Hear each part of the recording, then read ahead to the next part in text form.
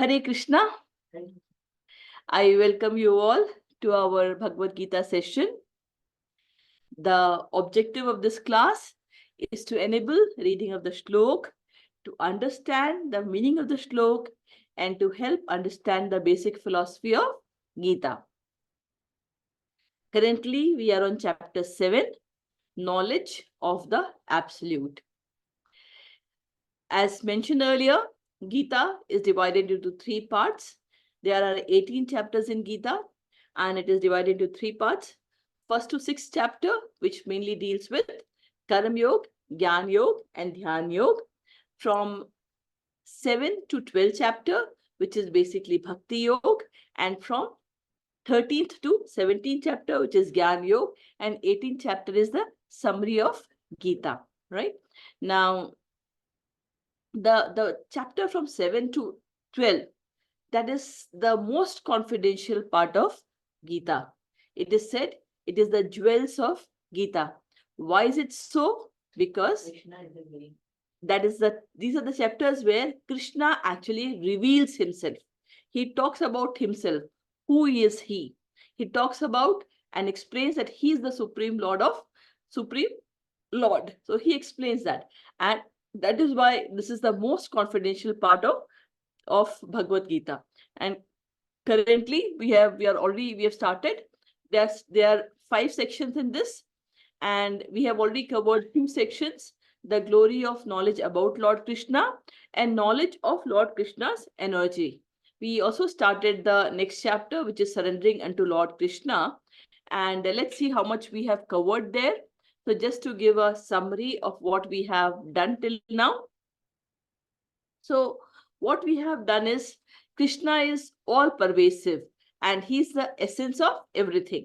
So from 13 onwards, he starts explaining that he is not only the cause of all causes, but also he is the essence of everything. When you take water, he is the taste of water.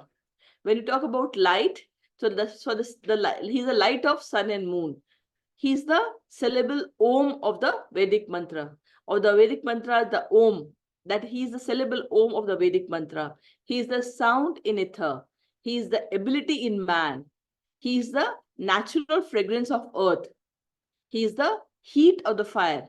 Fire is nothing without heat. Yeah. So whatever is the natural characteristics of something, that is what he is. So of the fire, the natural characteristics is heat. So he's the heat of fire. Then he's for all the living entity that we have. He's the life. He's the life. Because of him, the life exists. And he's the austerity of the ascetics. We see that someone can do a lot of austerity, someone cannot do. So the people who can actually do the amount of austerity is because of him. Then he's the original seed of all existence. He says he's the Bij Pradha Pita. He's actually the original seed of all the living existence that we see, whether moving or non-moving, right? Then he's the intelligence of the intelligent. Of all the intelligence, by their intelligence, the buddhimata is he. And for the powerful, he's the prowess. And in the strong person, he's the strength. But that strength should be free from selfish desire and attachment, right? He's the sex life, but which is as per the dharma. So whatever is the essence of this world that exists is because of him. And then the question that was asked us, or that will come to the mind, that if he is the essence of everything and if he is the cause of all causes, then why everyone doesn't worship Krishna? Why is it not revealed to everyone, and why everyone doesn't worship Krishna? That's a very natural question that comes. And then Krishna explains that there are 4 types of people, that is dushkritas, he calls them. There are 4 types of dushkritas who never come to him. And then he explains there are 4 types of sukritas who always come to him, right? So the 4 types of dushkritas who never come to him are mudha, the foolish among men; naradharma, who are the lowest among mankind; maya aprihad jnana, whose knowledge has been covered by maya, lust, yeah, maya, material desires. And then asuram bhava asprita. Asuram bhava ashrita means those who are atheist. Those who are atheist, they will never come to Krishna, right? But he says there are four types of Sukritanas who always come to him. Not who always, who comes to him, who approaches him. Who are they? They are Artha, Artha is Artha, Jigyasu, Artharthi, and Jnani. These are the four types of Sukritas who always approach, who will come to Krishna, who comes to Krishna, right? So this is what we have actually summarized or read in our last class. So now this particular part from 13 to 19 is called surrendering unto Lord Krishna. Yeah. So here when the question had come that why everyone doesn't surrender to Krishna, he had answered saying that in the 14th slok he has said that everyone is covered by Maya, which is the material Maya. It is everyone is covered by Maya, and which is also my divine energy. Yeah, that is my divine energy, and it is very, very difficult to cross this Maya. This Maya energy is very, very difficult to cross. Everyone is, gets into the cycle, entangled into the Maya, and it is very, very difficult to cross this Maya Shakti. But if someone completely surrenders to him, then that person can very easily pass through the material world. It is said that this whole material world, it from like an ocean, it becomes like the water becomes as if it's being carried in the calf's hoof, the cows. It becomes like, you're carrying water in an anjali. It is a small. So someone who has surrendered to Krishna, it becomes so easy for them to cross this material world that, it is like, it becomes nothing. But because people do not surrender to him, they are not able to know who he is, about his essence, and about his essence and cause of causes, right? Now, what I'll do now is, although we have done this in the last class, but I'll try to repeat, because all other shlokas are related to this shlok. We'll say, Chaturvidha bhajante mam jana sukritno arjuna. This is shlok number 16th of 7th chapter. Shlok number 16th of 7th chapter. It says, Chaturvidha bhajante mam jana sukritno arjuna arto jigyasur jnani cha bhartarshava. Chaturvidha bhajante mam jana sukritno arjuna arto jigyasur jnani cha bhartarshava. So Krishna says, Chaturvidha bhajante mam. Four type of people, they do my worship. Mam is me, and bhajante, they do my worship. And O Arjun, who are these? Arto. Arto means someone who is very distressed, who is extremely distressed. Jigyasu, who is inquisitive. Yeah. Who is inquisitive. Artharthi. Artha means wealth. And Arthi means desirer of wealth. Artharthi. And Jnani. Jnani is who has a knowledge that Krishna is supreme and is trying to find more about that. Cha Bhartarshava. Bhartarshava is basically Arjun. So let us read the English translation of that. O best among the Bharat. O best among the Bharats. Four kind of pious men begin to render devotional service unto me: the distressed, the desirer of wealth, the inquisitive, and he who is searching for knowledge of the absolute, right? Now, we know the story of Gajendra. Gajendra was the elephant, and when he was in distress, what he did? He actually remembered Krishna, and when he remembered Vishnu, he came and he actually killed the crocodile and let the elephant free, right? So someone who is distressed, he approaches Krishna. The desirer of wealth, people, they will approach Krishna also for any material desire. Maybe they desire wealth, they can also artharthi, they'll also approach Krishna. The inquisitive, now desirer of wealth, very good example is Dhruva Maharaj. What did the Dhruva Maharaj do? Dhruva Maharaj, he was 5 years old, and when he got very angry from his father, he wanted to get a place which is a kingdom which is much bigger than his father, and he went to the forest to pray for God. His mother said that if you want such thing, you have to go and pray to Lord. Only Krishna can give you that. And then he prayed for that. So he is Artharthi, right? Then inquisitive. We remember when we talked about Bhagavatam, what happened? When Sud Goswami went to Naimisharanya back. In Naimisharanya, there were thousands of sages. They were waiting for Sud Narayan and Sud Maharaj. As soon as Sud Goswami, he came to Naimisharanya, they told Sud Goswami that we had been doing yagya for thousands and thousands of years, and now you have heard something which can help, can help us to reach which Krishna. So why don't you tell us the secret? And they were inquisitive. They wanted to know about how to proceed forward in what exactly is the next path. And then he was searching the knowledge for knowledge of the absolute, and that is Jnani. Jnani is someone who is who is who knows, who has the knowledge that yes, Krishna is supreme, and he's trying to search more, know more how to actually achieve Krishna, right? So here Krishna says this, right? So here, this bhakti, the Jnani here we're talking about is the bhakta, the devotee. Now, all these four people who have come to Krishna, who will come to Krishna, they are basically Mishrit Bhakt. Mishrit Bhakti, their bhakti is Mishrit. It is mixed. Why? What is the meaning of Mishrit Bhakti?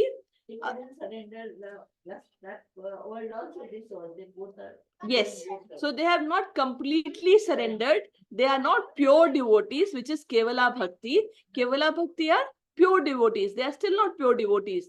They have some desire for themselves. What is Mishrit Bhakti? Mishrit Bhakti is something when you have a desire for yourself. So, like Artharthi, he's approaching Krishna, but also with expectation of gaining wealth. The Artho, the distressed, he's also approaching Krishna to get relief from his problem. But the good part is Krishna is happy that they are approaching him instead of taking support of something else, right? Then, so this is Mishrit Bhakt. They are Bhakta, but it's Mishrit. It's mixed with their desire, their self-satisfaction. Like they want to enjoy the fruitive results, whatever it is getting, they want to enjoy that, right? Even the Artharthi or Jigyasu. So that's what is the Mishrit Bhakta. But then what will happen? These Mishrit Bhakta, because they have approached Krishna, what will happen? Krishna will, along with giving them the desire, will also help them to purify themselves. And because of this purification process that Krishna will enable for them, what will happen? Down the line, they will actually, after many births, they can become Kevala Bhakti. Kevala Bhakti means a pure devotee. They can become the pure devotee. And this can only happen when they are in association of devotees. So association of devotees is extremely important.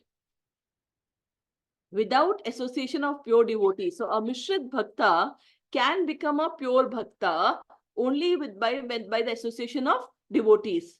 Otherwise, it is very difficult for the Mishrit Bhakta to become a pure Bhakta, right? So association of pure devotees is very important for this journey of Mishrit Bhakta to become a pure Bhakta, yeah?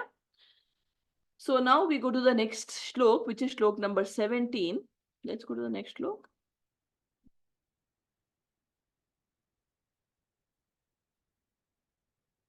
Yeah, just a minute. Yeah. Tesham Jnani Nityayukta Ek Bhaktir Vishishyate Priyo Hi Jnaninotyartham Aham Sacha Mama Priya Tesham Jnani Nityayukta Ek Bhaktir Vishishyate Priyo Hi Jnaninotyartham Aham sacha mama priya. So now Krishna says, out of all the four Sukritinas that he has talked about, out of Tesham means out of all the four Sukritinas that he has talked about, Jnani Nitya Yukta. The Jnani, Nitya means always, Yukta is attached. Jnani, who is always attached, Ek Bhaktir Vishishyate. He is having, I mean, he's totally with Ek Bhaktir Vishishyate, totally concentrated in trying to understand him and trying to move forward to understand him. Priyo hi Jnanino Tirtham. He is Priyo, he is very dear to him. He is very dear to him. The Jnani is Priyo. He is Priya hi Jnanino Tirtham. He is very, very dear to him. Aham sacha mam priya. Just like to him, I am dear. Similarly, he is very much dear to me. So let us read the English translation of these. The one who is in full knowledge, and who is always engaged in pure devotional service, is the best. For I am very dear to him, and he is dear to me. So why is he this dear to me? Because he is approaching Krishna, Jnani, who doesn't want any, he doesn't have any desire. He is not approaching Krishna for any desire. He just wants to know Krishna, know more about Krishna. He wants to know how to do service, more service. He has, all his desires are gone. He doesn't want any material desire. He doesn't want to enjoy any fruitive actions. He doesn't want to reactions of, he doesn't want to, he has found Krishna, although he's a Mishra Bhakta, but then whatever he or she is doing is only for Krishna. Yeah. So when because the Jnani is approaching Krishna without any selfish desire, without any desire for himself. Okay, I am doing this, you also give me this. Yeah. So that is why he is very, very dear to him. Why is he very dear to him? Because he doesn't have any self-interest. There is no self-interest. He only wants to satisfy Krishna. His only, all the steps that the Jnani is taking is to satisfy Krishna with no personal desire. And that is why, because the person is trying to satisfy and understand Krishna, so he or she becomes very dear to Krishna. Because for them, Krishna is very dear. Krishna is the dearmost thing. So how does Krishna, for Krishna, what are they? For Krishna, they are also very, very dear. So Krishna has already told us earlier, ye yatha mam prapadyante tams tathaiva bhajamiham. Ye yatha mam prapadyate. Whoever, in whatever degree, prapadyante is surrender. To whatever degree one surrender, I also reciprocate to them accordingly. Right? Now, this person without any desire is trying to achieve Krishna, trying to get Krishna, understand Krishna more. So Krishna will also hold the hand and try to take. Yeah, isn't it? So that is what Krishna says in the 17th shlok. But then he clarifies in the 18th shlok, Udara sarva evaite. Jnani त्वात्मैव मे मतम्. ज्ञानी आत्मैव मे मतम्. आत्मैव मे मतम्. आस्थितः स युक्तात्मा मामेवानुत्तमां गतिम्. उदारः सर्व एवैते. ज्ञानी त्व आत्मवैव मे मतम्. आस्थितः स हि युक्तात्मा मामेवा अनुत्तमां गतिम्. Now Krishna says that although he loves the Jnani is most dear to him, but Udar means someone who has got a big heart, large heart, like Udara Sarva Evaite. All of them has are magnanimous. They are udar. They are magnanimous souls. They are really great. They are very, very great people. They are magnanimous people. Why?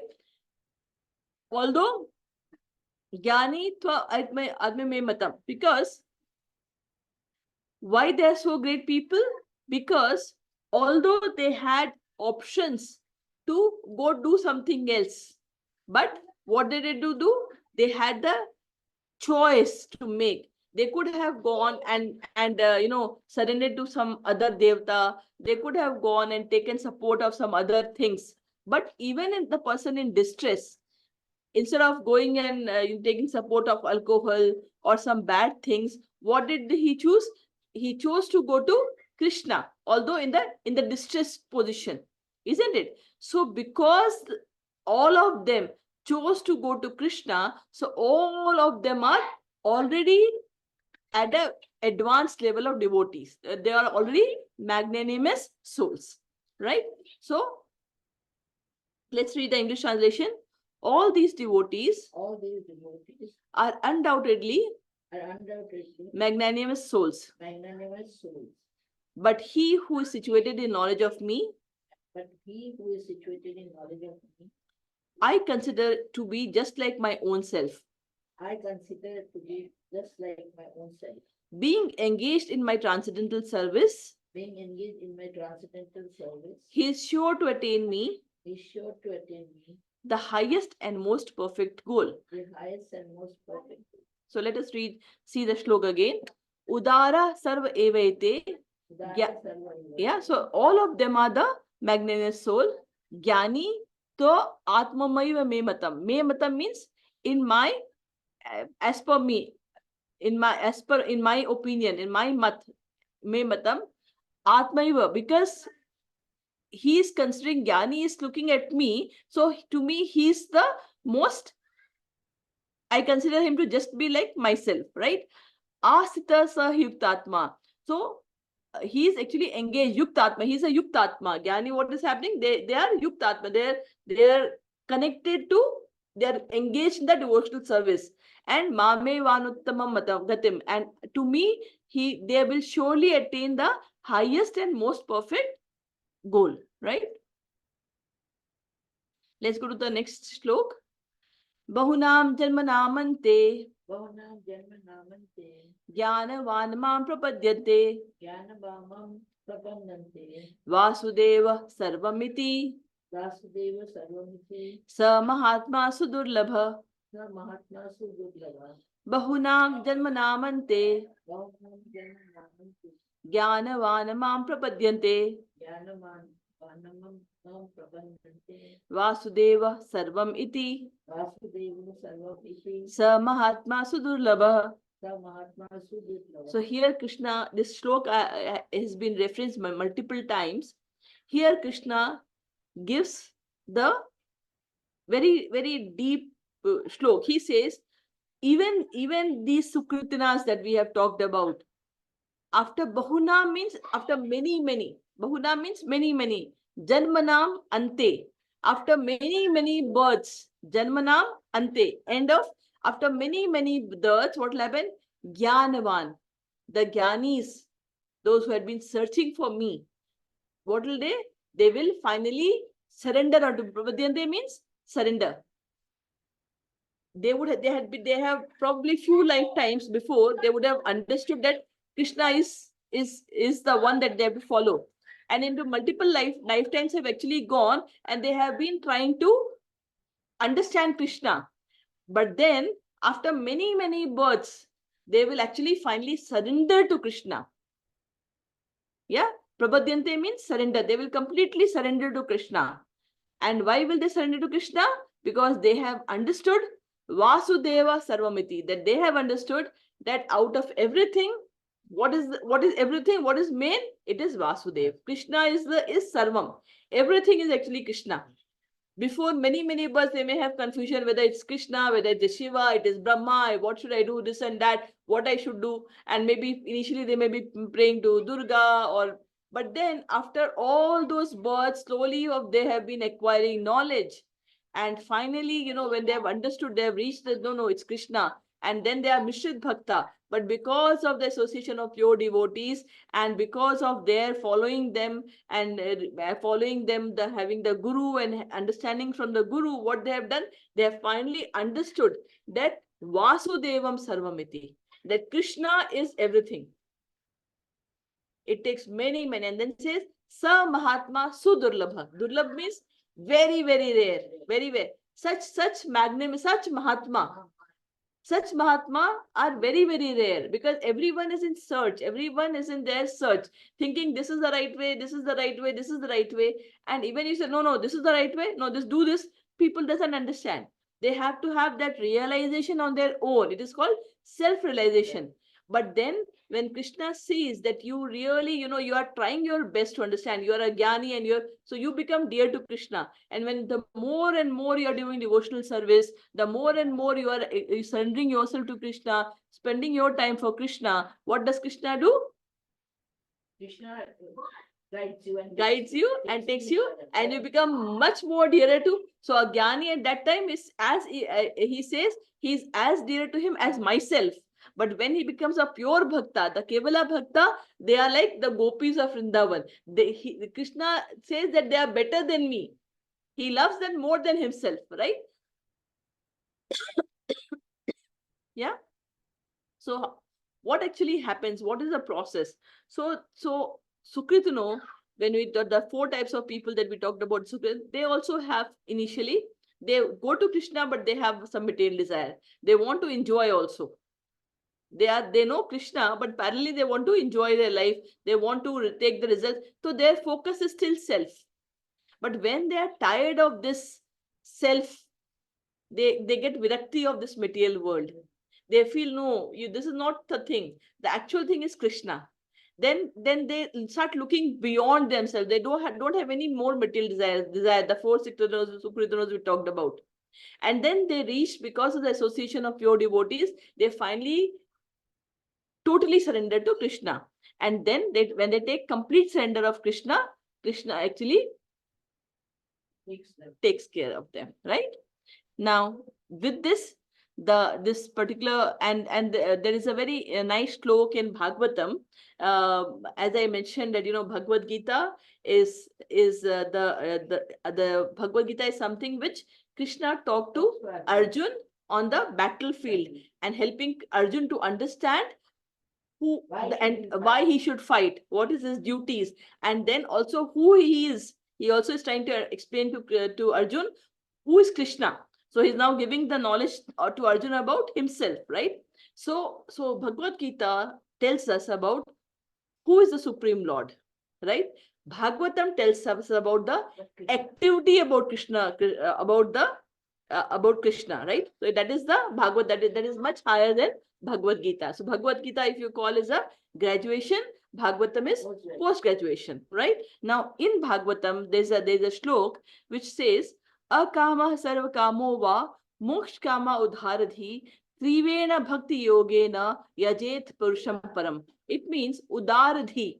Udardhi means intelligence. He means intelligence. And udardhi means someone who is very, very intelligent. Who is very, very intelligent. What will happen? Someone who is very, very intelligent, akam. Akam means do not have any desire of material, fruitive action. He doesn't have any desire of, no material desire. Yeah. If you have no material desire, sarva kamo, if you have lot of material desire, va moksha kam, or if you have a desire for moksha, liberation. So someone who is an extremely intelligent, who is a udardhi, for anything, whether it is akam, sarvakam, or mokshkam, trivena bhakti yogena yajet purusham pama. What is the doing? They all should worship always bhakti. They should give the devotional service to Krishna and the personality of Godhead, right? So let us see the shlok says like this in English.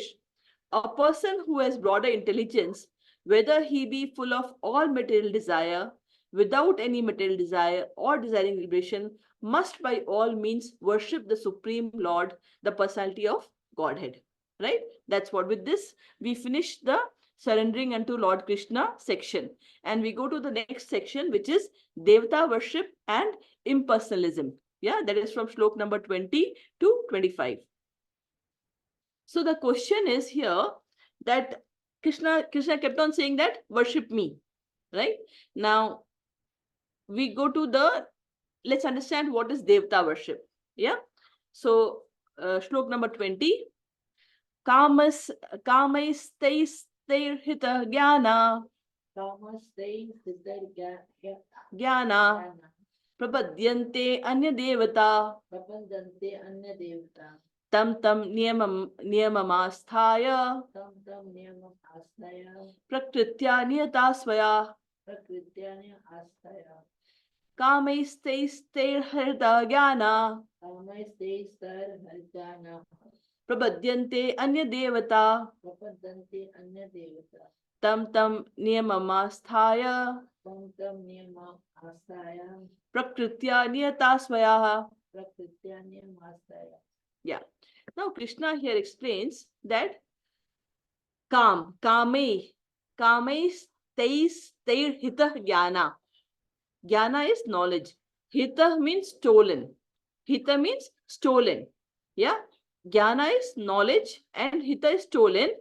Kam is material desire. Tei means of whose knowledge has been, whose gyan, yeah, it has been, yeah, rather here gyan is talking about intelligence, whose intelligence has been stolen, by Kam, material desire. So what happened? What do? So they have so much desires. So their intelligence has been stolen away by material desires. So prapadyante, they surrender. Prapadyante to whom? Anya Devata. They actually go and surrender to Devata. Yeah, they don't go to Krishna, but they go and surrender to Devata. Tam niyamama. Now, even to worship a Devata, there is process, there is niyam by which you are supposed to worship any Devata. So tam niyam asthaya. And then what happened? They start follow the particular rules and regulation of worship. And what do they? Prakritya niyata swaya. Swaya means of their own prakriti, as per their own. Prakriti means as per their own nature. They will follow those niyam and go and start worshipping Devata. Yeah. So why do someone goes to Devata? First we have to understand who is Devata. First, we have to understand who is Devata. So we understood that Krishna is the Supreme Lord. He is transcendental. He is in the spiritual, and he is actually controlling the entire world. Whatever it is, whatever is the entire universe, it is all controlled by Krishna. Now, this material world in which we all are, this Maya Jal, this material world which is a Maya Jal, this is controlled by Durga Devi. This is controlled by Durga Devi. She is the external energy. She is the external energy of Krishna. She is also divine. She is Devi. She is what energy? She has been given the responsibility to ensure that all the jivas who are coming in the material world, they remain in Maya. They remain in Maya. So they keep on getting entangled in desires one after another. And because of this entanglement, what happens? They are not able to come out of the cycle of birth and death. They get more and more entangled, just like a spider web. Yeah, more desires, more entanglement. More desires, more entanglement. And finally, you are more put in a web of desires. And then you are so much entangled that you're not able to come out. Now, so Durga Devi is basically the everyone, why Maya, and why everyone pray to her? Because everyone desires. They don't know that she's the one who is the external energy and is controlling them. Yeah. So as soon as someone tries, she again tries to push them back to the material desires, right? So she's one of the Devi. She's a Devi. And what Krishna has told in the 14th Shlok, that she is my energy. She is this Durga Devi is my divine energy. She's my external energy. And it is very, very difficult to cross over her. Right? It's very, very difficult to cross over her. But someone who surrenders to me, then I help that person to cross over this material world, right? So Devta. So Durga Devi is a Devi, right? Now imagine if we talk about a big factory or a big organization. You have a CEO, then you have various departments. You have a finance department, you have a administration, you have different departments. Now for all the departments you have a head put there, right? Imagine it is such a big material world, it cannot be managed by one.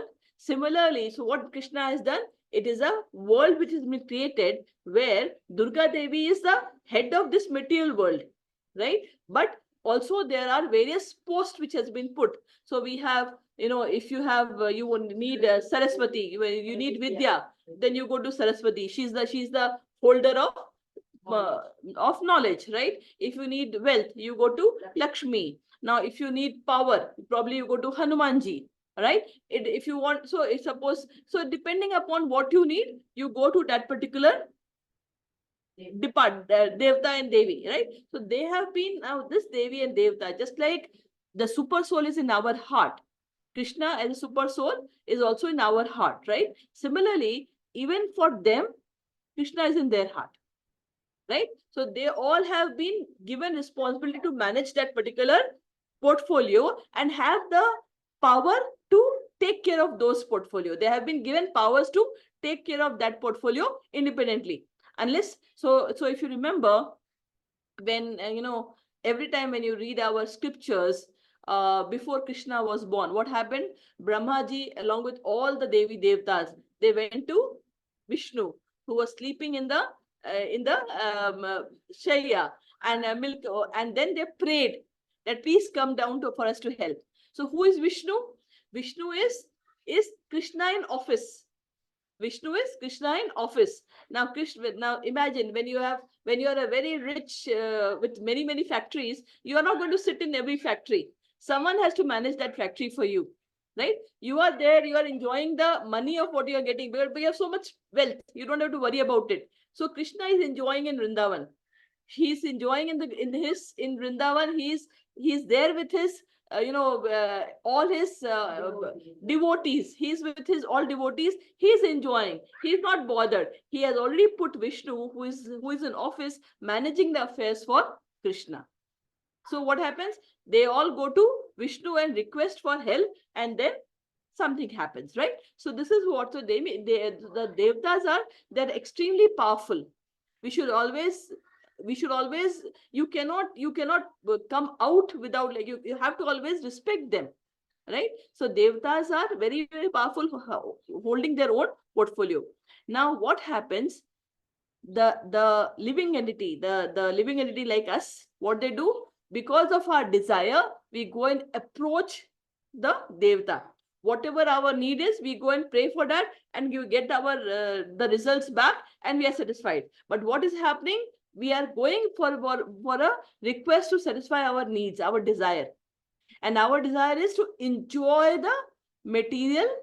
It is a material enjoyment desire, right? That is why we are getting entangled, and that is what is happening. So who will go to devta?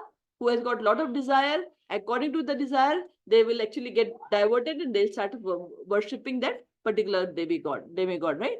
So let us read the English translation. Those whose intelligence has been stolen by material desires surrender unto demigods and follow the particular rules and regulation of worship according to their own natures. Now let us see what. So again here, let's see the next stroke, 21st. Yo yo yam yam tanu bhakta Shraddhayarchitum achati tasya tasyachalam shraddham tameva vidhamyaham. Yo yo yam yam tanum bhaktah Shraddhayarchitum ichhati tasya tasyachalam shraddham tameva vidhamyaham.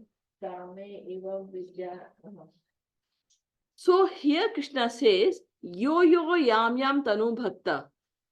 To to whichever yo yam yam danu bhakta, to whichever God you have bhakta, shraddhaya archatum ichhati. Shraddha is by faith, archatum is worship, ichhati means desire. With whomever you want, you have a desire to worship, you have a desire to worship whichever God you want to, devta you want to do. Tasya achalam shraddha. What I do to that, for that devta, achalam means steady. Achalam means which is fixed. Which is fixed. Achalam. Fixed. Shraddha. What I do? I actually give you. What do? I actually give you the shraddha. I build that steady faith in you. It is me with dhamya aham. What do? I actually give you that steady faith so that you can actually go and worship that particular devta. Not that on your own you do it. Because you have that desire, he is seated in everyone's heart as super soul. Krishna is seated in everyone's heart as super soul. So he understands what your desire is.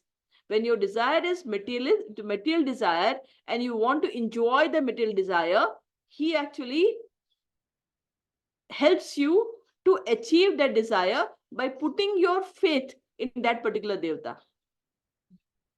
Understood it? Because you have that desire, you want to do that, and he is in your heart. He knows that you want to do that.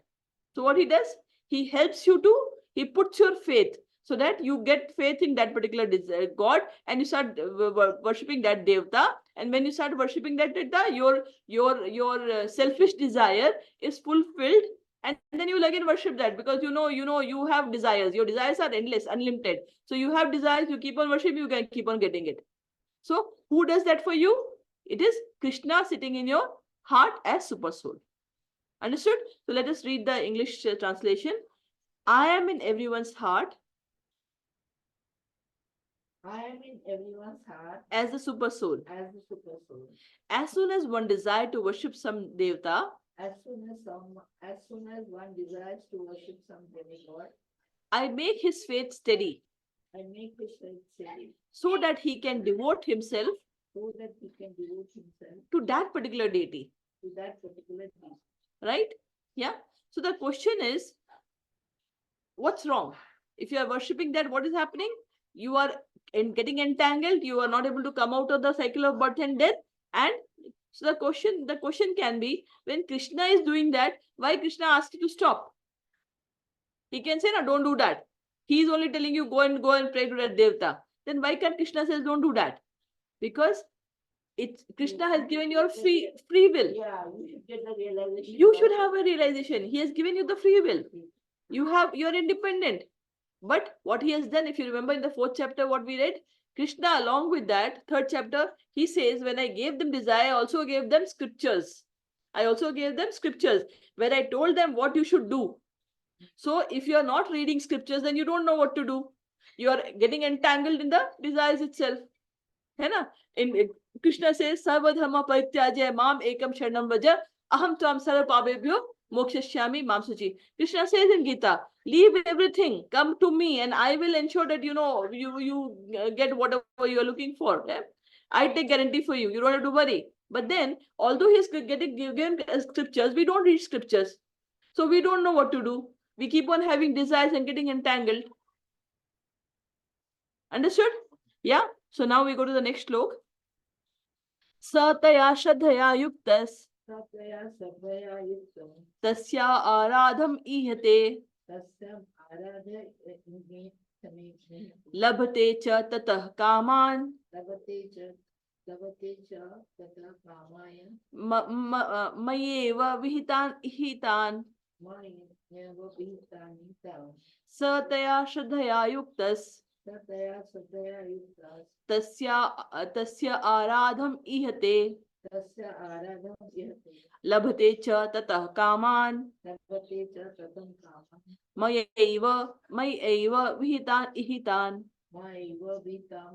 So Krishna says, not only I help you to go and put your faith steady on that devata so that you can achieve what you want to, but what you do, sir, the person, Taya Shraddhaya Yukta, when he has got the steady faith, what the person does? Tasya aradham ihate. He starts aradhana. He starts doing worship of that particular devta. Labhate cha tatah kaman. And whatever kam, whatever desire, labhate means you get. Whatever kam, whatever desire you had, you get that desire fulfilled. Labhate sa tatah kama. To that person, you get the desire fulfilled. Ma eva vihitantam. That also I do. Because the demigods themselves don't have the power to give you something. It is I have given the power so that they can give you something. So again, I ensure that it is indirectly coming from me only, because they have been authorized by me to give you that calm, to get that desire fulfilled. So that is also indirectly through me only you are getting it. Got it? So let us read the English translation. Endowed with such a faith, Endowed with such a faith, he endeavors to worship a particular devata he endeavors to worship a particular demigod and obtains his desires. and obtains his desire. But in actuality, these benefits are bestowed by me alone. These benefits are bestowed by me alone. Isn't it? So Krishna is the one who also indirectly via demigods give you the desire. He helps you to fulfill your desire. It is channelized. Channelized through him, right? Let's go to the next slok. Antvattu phalam tesham. 23rd slok. Antvattu phalam tesham. Antavantu phalam tesham. Tad bhavatya alpamedhasa. Tad vedya alpamedha. Medhasam. Devan devaya joyanti. Devan deva yujayanti. Madbhakta yanti mamapi. Madbhakta yanti mamapi. Antavattu phalam tesham. Antavati phalam tesham. Tad bhavatya alpamedhasa. Tad bhavatya alpamedhasham. Devan devya joyanti. Deva deva yujayanti. Madbhakta yanti mamapi. Madbhakta yanti mamapi. Now Krishna says alpa medhasa. Alpa means less. Or medha means intelligence. So those who are less intelligent, what they do? They worship the devta. Tat bhavatya alpa medhasa. So what do they? So those who are less intelligent, they go and worship the devta. They'll go and worship the devta. And what happened? Tesham, and the fruits, the phalam, the fruits that they get from the devta, antvatu, that is also temporary. Antvatu means temporary. Ant, it is short time. Yeah. So the people with less intelligence, what do they do? They go and worship the devta. They go and worship the devta, and the fruits that they achieve is also short-lived, right? Devan deva joyanti. Devan yajoyanti means those who worship devta, they will go to the planets of devta. Mad bhakta, those who are mad bhakta, those bhakt who worship me, yanti mamapi, they come to my supreme planet. Okay, so let's read the meaning of it. Men of small intelligence worship the demigods, and their fruits are limited and temporary. Their fruits are limited and temporary. Those who worship the demigods go to the planets of demigods. But my devotees ultimately reach my supreme planet. Right? So we have seen the story of Ravan. Now he was a great bhakt of Shiva, but finally, after everything, he got killed. Hiranyakashyap, he went to Brahma and he tried to fool Brahma to get the Vardhan for immortality. But what happened? He also got killed by Narasimha Dev, isn't it? So finally, whatever, if your desire is fruitive, you are going to, it's materialistic desire, then it is short-lived and it's temporary, right? So does it mean now, so devtas basically, they are like limbs of Krishna. Yeah, devtas are limbs of Krishna. It's like, together they become, they are like Krishna is the whole and Devatas are the limbs of Krishna. Then the question is, then if it is so, if they are the limbs of Krishna, then why can't the Devatas lead the people who are coming to them to Krishna? Why can't do they so? Their popularity will go down. Yeah, so what they do not have popularity, what it is not because of them, it is because of the person who is approaching. Because because no, it is the consciousness of the person. The consciousness of the person is of desire of fruitive they want to enjoy the results of it. Their conscious, the person who is approaching the devta, they are not approaching the devta to help, they help them to take to Krishna. Suppose I am a worshipper of Durga Devi, right? And I am an ardent worshipper of Durga Devi, but I am worshipping Durga Devi without any desire. And I am requesting Durga Devi that help me to reach the Supreme. I don't know what it is. So my consciousness is not my worship, my consciousness of worshipping to Durga Devi is not for getting some material benefits. Is not for getting some material benefits. My consciousness of praying to Durga Devi is to show me the way so that I can reach the Supreme. So it is my consciousness. It is not because of them. If I am approaching, okay, I'm doing lot of tapasya and say, okay, if I do this, my child should actually pass, become topper in this in the class, or give me a car or give me a house. So I will get that. So it is a problem with the devotee, the person who is approaching the devta. They are not approaching the devta with the consciousness to reach Krishna. They're approaching the devta for their selfish desire, to enjoy something in return. But if you reach them, since they are the limbs of Krishna, if you reach them with the right consciousness, right, saying that help me to achieve the Supreme, then they know the Supreme. They know what the Supreme is, because when they are in it, they go to Supreme. So they are very much aware. So they will lead you to there. So if you are praying to Durga Devi with a consciousness that help me to reach Krishna, the Supreme, he will help you. So in Bhagavatam, there's a story of Prachetas. Prachetas are, so I'll tell you the story. This is a very nice story in the 4th canto of Bhagavatam. It is about in the lineage of Maharaj Prithu, there was a king called Prachina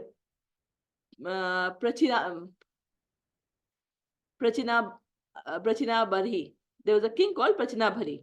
Now, this king, he married the Lord, on the order of Lord Brahma, he married the daughter of ocean called Sataduti. Okay? So, Prachin Barhi, he married Sataduti on the order of Lord Brahma.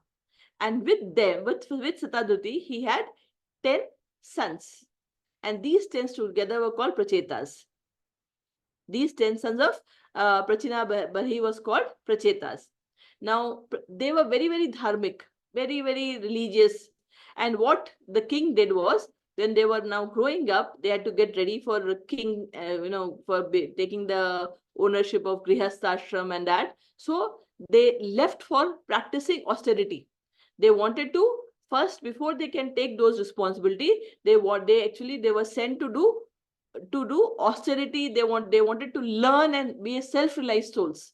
They had to be the self-realized souls before they enter into the Grihasthashram or take more responsible position like kings of different kingdoms. So they went for austerity towards the forest, and on the way they saw a big reservoir of water which looked as big as ocean to them.